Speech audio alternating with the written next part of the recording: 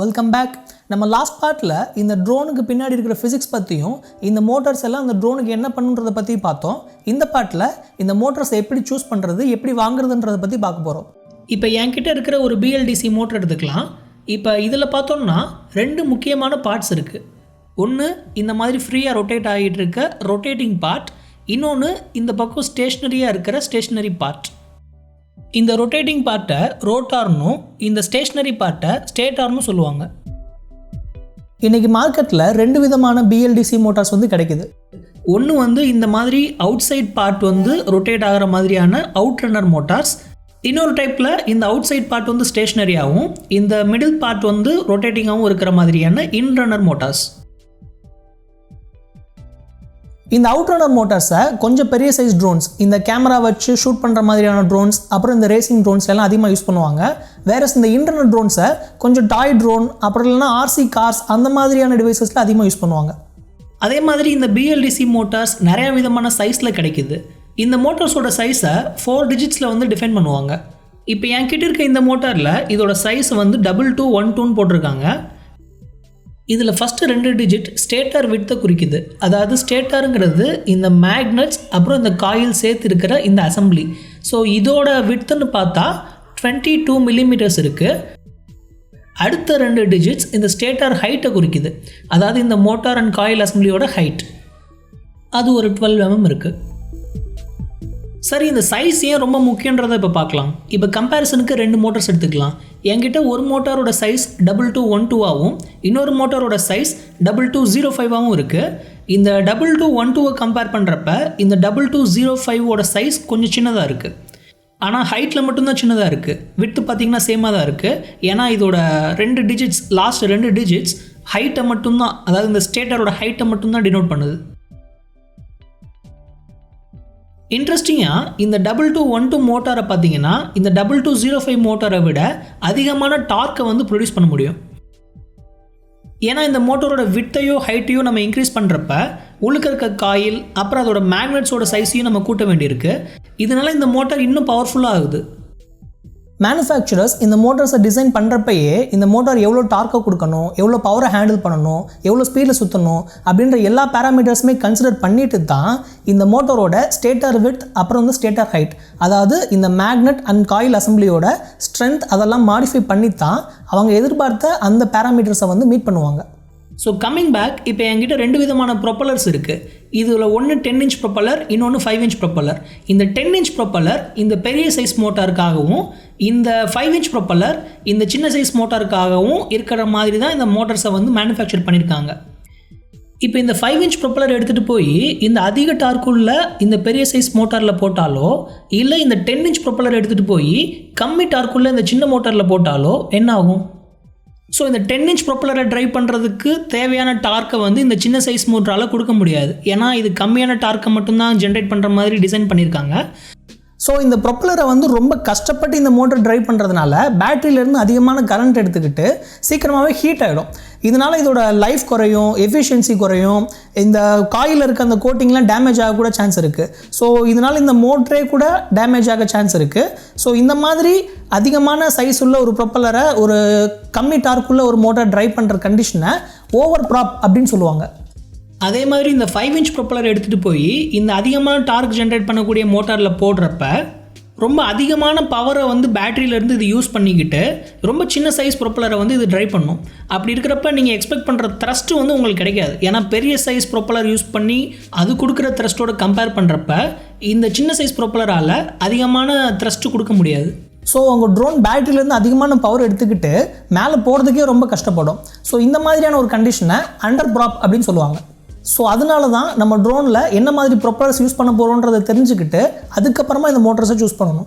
சில பேராமீட்டர்ஸ், அதாவது நம்ம த்ரஸ்ட் டு வெயிட் ரேஷியோ நம்ம ட்ரோனுக்கு எவ்வளோ இருக்கணுன்றது நம்மளுக்கு முன்னாடியே தெரிஞ்சிருக்கணும். இப்போ நம்ம பண்ண போகிற ட்ரோனோட வெயிட் பார்த்தோம்னா ஓவராலாக ஒரு 750 grams கிட்ட வரும்னு நான் எஸ்டிமேட் பண்ணுறேன். இப்போ நம்ம பண்ண போகிற ட்ரோனோட த்ரஸ்ட் டு வெயிட் ரேஷியோ 5:1 இருக்கிற மாதிரி எய்ம் பண்ணலாம். அப்படி பார்க்குறப்ப ஏன்னா இந்த 5:1 ரேஷியோவை அச்சீவ் பண்ணணும்னா இந்த 4 மோட்டார்ஸுமே சேர்ந்து 4 kilograms ஆஃப் த்ரஸ்ட் கொடுக்கணும். ஸோ அப்படி பார்த்தோம்னா இந்த ஒரு மோட்டாரும் இண்டிவிஜுவலாக 1 kilogram ஆஃப் த்ரஸ்ட் கொடுக்கணும். நம்ம மோட்டரை சூஸ் பண்ண வேண்டிய ப்ராசஸில் அடுத்து பார்க்க வேண்டிய முக்கியமான பேராமீட்டர் கேவி ரேட்டிங். ஒவ்வொரு BLDC மோட்டாருக்கும் ஒரு பர்டிகுலர் கேவி ரேட்டிங் வந்து கொடுத்துருப்பாங்க. ஃபர்ஸ்ட் ஆஃப் ஆல் இந்த கேவி ரேட்டிங் வந்து கிலோ வோல்ட்டுன்னு நினச்சிக்கக்கூடாது. இந்த கேவிங்கிறது வந்து இந்த மோட்டாரோட ஸ்பீடுக்கு ரிலேட்டடான ஒரு பேராமீட்டர். இப்போ எக்ஸாம்பிளுக்கு இந்த மோட்டாரில் இந்த வயர்ஸில் வந்து நம்ம 1 வோல்ட் சப்ளை பண்ணோன்னா இந்த பர்டிகுலர் மோட்டார் ஒரு மினிட்டில் கிட்டத்தட்ட 1400 டைம்ஸ் வந்து ரொட்டேட் ஆகிருந்துருக்கும். ஸோ 1400 RPM பெர் வோல்ட், அதை தான் இங்கே வந்து 1400 kVன்னு டினோட் பண்ணியிருக்காங்க. இந்த பேராமீட்டர் ஒரு மோட்டரோட நோ லோட் கண்டிஷன்ஸ் குறிக்குது. அதாவது இந்த மோட்டாரில் இந்த ப்ரொப்பல்லர் அட்டாச் பண்ணாமல் வெறுமனைக்காக வோல்டேஜ் மட்டுமே கொடுத்து இது எவ்வளோ ஸ்பீடில் சுற்றுதுன்றதை மெஷர் பண்ணுறது. இப்போ இந்த மோட்டரில் 1 வோல்ட்டுக்கு பதிலாக நான் 10 வோல்ட் கொடுக்குறேன்னா என்ன ஆகும்? கிட்டத்தட்ட 1400 இன்ட்டு 10 வோல்ட், அதாவது 14,000 ரெவல்யூஷன்ஸ் பெர் மினிட்டுங்கிற ஸ்பீடில் இந்த மோட்டார் வந்து சுற்றிட்டு இருக்கும். நம்ம ப்ரொப்பல்லர் அட்டாச் பண்ணுறப்ப இந்த ஸ்பீட் நல்லாவே குறைஞ்சிடும். ஒரு சின்ன ரூல் ஆஃப் தம்ப் என்னென்னா, ரொம்ப கம்மி கேவி ரேட்டிங் உள்ள மோட்டார் அதிகமான டார்க்கை வந்து ஜென்ரேட் பண்ணும். அதே மாதிரி ரொம்ப அதிகமான கேவி ரேட்டிங் உள்ள மோட்டார் கொஞ்சம் கம்மியான டார்க் தான் ஜென்ரேட் பண்ணும். நம்மளுக்கு ரேசிங்னு வர்றப்ப ஸ்பீடு ரொம்ப அதிகமாக இருக்கணும். அப்போ தான் கொஞ்சம் ஸ்டன் பண்ணுறதுக்கும் கண்ட்ரோல் பண்ணுறதுக்கும் நல்லாயிருக்கும். இப்போ இந்த மோட்டாரோட கேவி ரேட்டிங் பார்த்தோம்னா 1400 kV கிட்ட இருக்குது. இது ஒரு மாதிரி லோவர் கேவி ரேட்டிங் உள்ள ஒரு மோட்டார். அதனால் நம்ம கொஞ்சம் கேமராலஸ்லாம் மவுண்ட் பண்ணிவிட்டு ஒரு ஷாட் எடுக்கிறோம்னா அப்போ வந்து இந்த மோட்டார்ஸ் யூஸ் பண்ணால் நல்லாயிருக்கும். ஆனால் நம்மளுக்கு ரேசிங்க்கு வந்து கொஞ்சம் அதிகமான கேவி ரேட்டிங் உள்ள மோட்டார், ஒரு 2000 இல்லை அதுக்கு மேலே இருக்கிற மாதிரியான கேவி ரேட்டிங் உள்ள மோட்டார் தான் நல்லாயிருக்கும். கம்மி கேவி ரேட்டிங் உள்ள மோட்டாருக்கு நம்ம பெரிய சைஸ் ப்ரொப்பலர் போடலாம், நல்ல ஸ்டேபிளான ஃப்ளைட் கொடுக்கும். ஆனால் ரேசிங் வர்றப்ப அதிகமான ஸ்பீடு உள்ள, அதாவது அதிகமான கேவி ரேட்டிங் உள்ள மோட்டார் போடணும். அதே சமயத்தில் ப்ரொப்பலர் சைஸ் வந்து கொஞ்சம் கம்மியாக இருக்கணும். அடுத்து என்னோட இந்த Q250 ஃப்ரேமுக்கு ஒரு குறிப்பிட்ட சைஸ் ப்ரொப்பலர் தான் யூஸ் பண்ண முடியுன்றது இந்த ஃப்ரேம் வாங்குறப்பயே அதோட டேட்டா ஷீட்டில் போட்டிருப்பாங்க. ஸோ என்னோட ஃப்ரேமுக்கு வந்து 5 inch அல்லது 6 inch ப்ரொப்பலரை யூஸ் பண்ணலாம். நான் வந்து 5 inch ப்ரொப்பலரை யூஸ் பண்ணலான்றதை டிசைட் பண்ணியிருக்கேன். அதே மாதிரி ஒரு ஃப்ரேமும் ஒரு குறிப்பிட்ட சைஸ் மோட்டர் தான் சப்போர்ட் பண்ணும். இப்போ நம்ம யூஸ் பண்ணுற இந்த Q250 சைஸ் ஃப்ரேம் பார்த்தோம்னா ஒரு 18 to 22 mm வரைக்குமான விட்த் உள்ள மோட்டர்ஸ் எல்லாத்தையுமே சப்போர்ட் பண்ணும். ஃபைன். இப்போ நமக்கு 5 inch ப்ரொப்பலர் ஃபிட் ஆகிற மாதிரி, அதே நேரத்தில் 1 kg ஆஃப் த்ரஸ்ட் வரைக்கும் கொடுக்குற மாதிரி, அப்புறம் அதிகமான கேவி ரேட்டிங் கிட்டத்தட்ட 2000 மாதிரியான ரேஞ்சில் இருக்கிற மாதிரியான கேவி ரேட்டிங் உள்ள மோட்டார் வேணும்.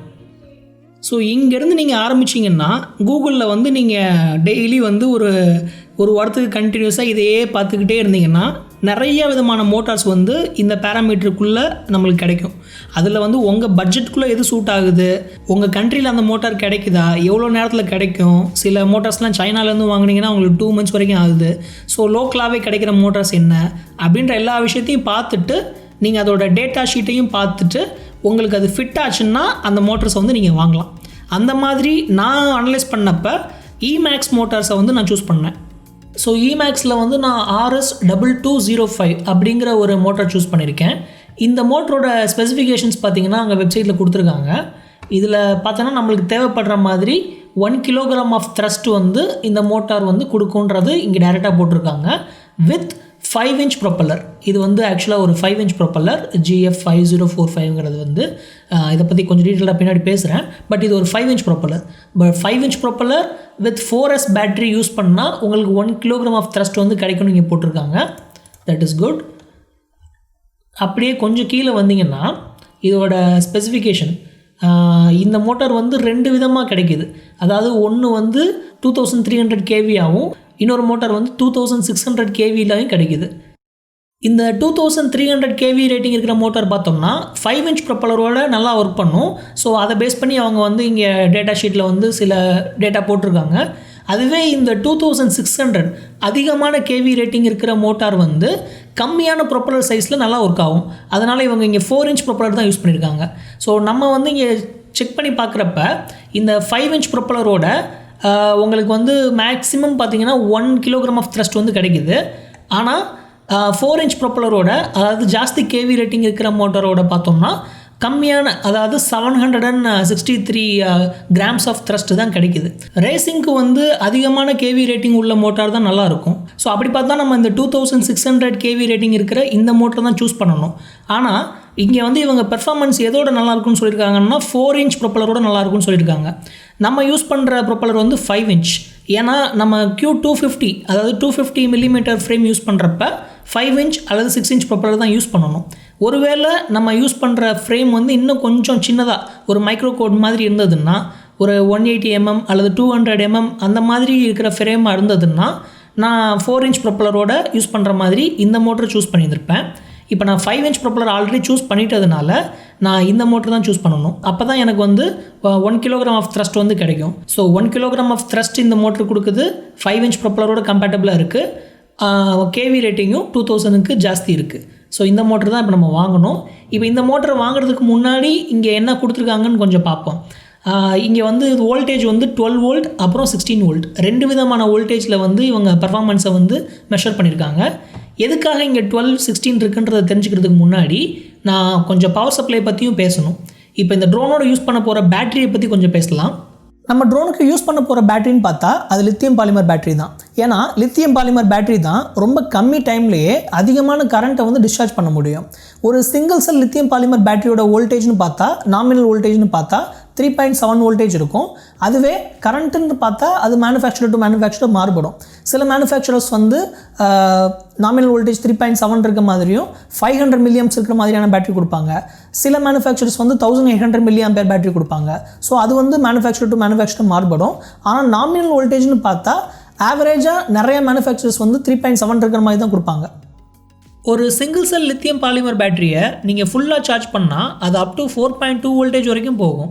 அதுவே அந்த பேட்டரியை நீங்கள் ஃபுல்லாக டிஸ்சார்ஜ் பண்ணிங்கன்னா அது 3 voltage கிட்ட போகும். இந்த 3க்கும் கீழே போயிடுச்சுன்னா இந்த பேட்டரி டெட்டு தான். அதனால் நம்ம மோஸ்ட்லி இந்த 3 voltage வரைக்கும் டிஸ்சார்ஜ் பண்ண மாட்டோம். ஒரு 3.5 வர்றப்பையே நம்ம டிஸ்சார்ஜ் பண்ணுறதை நிப்பாட்டிடுவோம். நம்ம ட்ரோனுக்கு பேட்டரி வாங்குறப்ப ஒரு சிங்கிள் செல் லித்தியம் பாலிமர் பேட்டரியை வந்து 1S அப்படின்னு சொல்லுவாங்க. இதுவே 2 செல், அதாவது 2 லித்தியம் பாலிமர் செல்லை சீரீஸில் கனெக்ட் பண்ணியிருக்கப்ப நம்மளுக்கு ஆப்வியஸாக வோல்டேஜ் வந்து டபுள் ஆகும். ஸோ ஒரு 2S பேட்டரியோட நாமினல் வோல்டேஜ்னு பார்த்தா 7.4 voltage இருக்கும். அதே மாதிரி 3 செல் லித்தியம் பாலிமர் பேட்டரி எடுத்துக்கிட்டோம்னா அதோட நாமினல் வோல்டேஜ் வந்து 11.1 voltage வரைக்கும் இருக்கும். 4S, அதாவது 4 செல் லித்தியம் பாலிமர் பேட்டரி எடுத்துக்கிட்டோம்னா அதோட நாமினல் வோல்டேஜ் 14.8 voltage வரைக்கும் இருக்கும். ஒரு 4 செல் பேட்டரி நீங்கள் ஃபுல்லாக சார்ஜ் பண்ணிங்கன்னா மேக்ஸிமம் 16.8 voltage வரைக்கும் அந்த 4S பேட்டரி தரும்.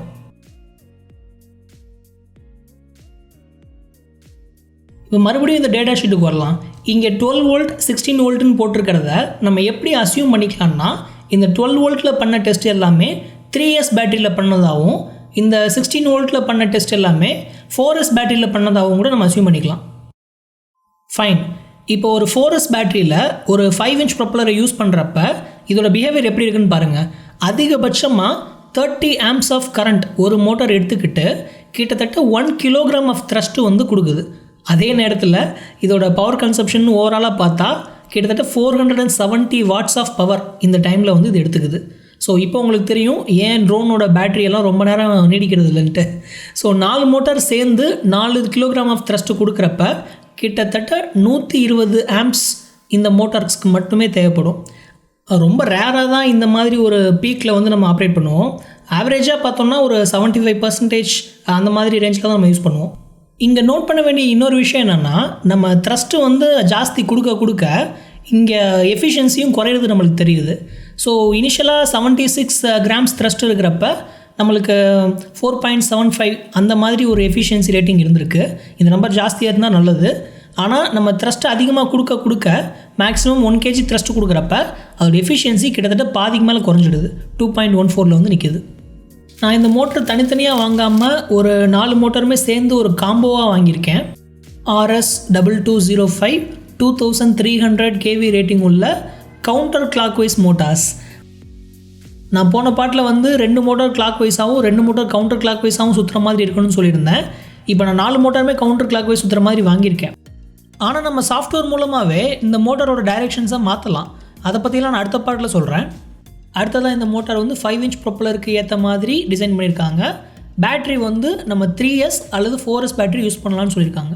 இந்த காம்பினேஷனில் மேக்ஸிமம் த்ரஸ்ட் வந்து 1024 grams வரைக்கும் நம்மளுக்கு கிடைக்கும். இதில் அடிஷ்னலாக மோட்டார்ஸ் போக எலக்ட்ரானிக் ஸ்பீட் கண்ட்ரோலர்ஸும் இந்த பேக்கேஜில் வந்திருக்கு. ஸோ 4 எலக்ட்ரானிக் ஸ்பீட் கண்ட்ரோலர்ஸும் இதில் இருக்குது. இந்த ஸ்பீட் கண்ட்ரோலர்னால் என்னன்றதை பற்றி நம்ம அடுத்த பாட்டில் பேசுவோம். IMAX labels 4 Motors. இந்த மோட்டார் கொஞ்சம் ஹாபிஸ்க்கு மத்தியில் ரொம்ப பாப்புலரான மோட்டார். இதை ரெட் பாட்டம் மோட்டர்னு கூட சொல்லுவாங்க. அவுட்ரன்னர் டைப். இந்த மோட்டரை ஃப்ரேமோட மவுண்ட் பண்ணுறதுக்கு கொஞ்சம் பார்ட்ஸ் கொடுத்துருக்காங்க. ஸ்க்ரூஸ், ஆலன் கீ, அப்புறம் நம்ம ப்ரொப்பலரை போட்டுட்டு அதை டைட் பண்ணுறதுக்கு செல்ஃப் லாக்கிங் நட்ஸும் கொடுத்துருக்காங்க. 4 எலக்ட்ரானிக் ஸ்பீட் கண்ட்ரோலர் இருக்குது. இந்த 4 மோட்டார்ஸ் அப்புறம் இந்த 4 ESC சேர்த்து எனக்கு 8200 rupees ஆயிருக்கு. ஃபைன், இந்த வீடியோ இதோட முடிச்சுக்கலாம். இந்த எலக்ட்ரானிக் ஸ்பீட் கண்ட்ரோலரை பற்றியும் இந்த மோட்டார்ஸ் மவுண்ட் பண்ணுறதை பற்றியும் அடுத்த பார்ட்டில் பார்க்கலாம். இந்த வீடியோ பார்த்ததுக்கு ரொம்ப தேங்க்ஸ். See you again.